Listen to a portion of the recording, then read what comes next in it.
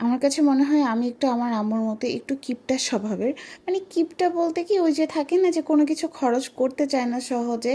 আর যদি কোনোভাবে টাকা খরচ হয়েও যায়, তাহলে পর মুহূর্ত থেকে আমার কাছে মনে হয় যে এই টাকাটা আমাকে যেভাবেই হোক বেশি বেশি কাজ করে সেই টাকাটাকে আবার ব্যালেন্স করে সমান করে রাখতে হবে।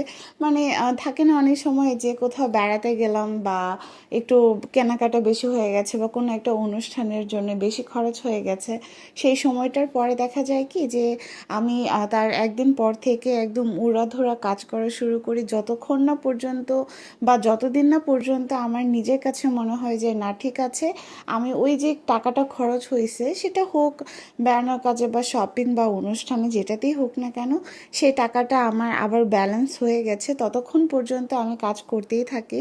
তো রিসেন্ট সেইরকমই একটা কাহিনী হয়েছে।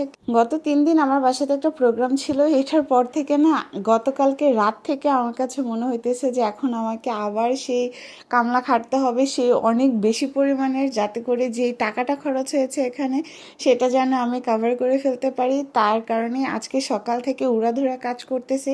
আর যেহেতু টিউটোরিয়াল এই 3 দিন আমি আপলোডও করতে পারিনি, তাই আজকে থেকে ইনশাল্লাহ আগামী অ্যাটলিস্ট 10টা দিন আপনারা টিউটোরিয়াল দেখতে পাবেনই। জানি না আমার এই স্বভাবটা আসলে ভালো না খারাপ, কিন্তু আমার কাছে মনে হয় মাঝে মাঝে যে আসলে লাইফে আমরা পরিশ্রমটাও তো করি ভালো সময় কাটানোর জন্য, আনন্দ থাকার জন্য, কিন্তু তারপরও দেখা যায় মনের মধ্যে একটা খুঁতখুঁতানি থেকেই যায়, কেন এত টাকা খরচ করলাম। খরচ করার সময় অতটা মাথায় থাকে না, তখন তো ধোঁয়ায় খরচ করে, কিন্তু পরবর্তীতে যে মনে হয় যে থাক, এটা না করলেও মনে হয় হইতো, বা আচ্ছা হয়ে গেছে যেহেতু, তাহলে এখন আমাকে এটা তো কোনোভাবে ম্যানেজ করতেই হবে, যেন আমি অ্যাটলিস্ট নিজের কাছে সেলফ স্যাটিসফাইড থাকতে পারি যে না, ঠিক আছে, যেটা খরচ করেছিলাম সেটা আমি আবার কাভার করে ফেলতে পারছি।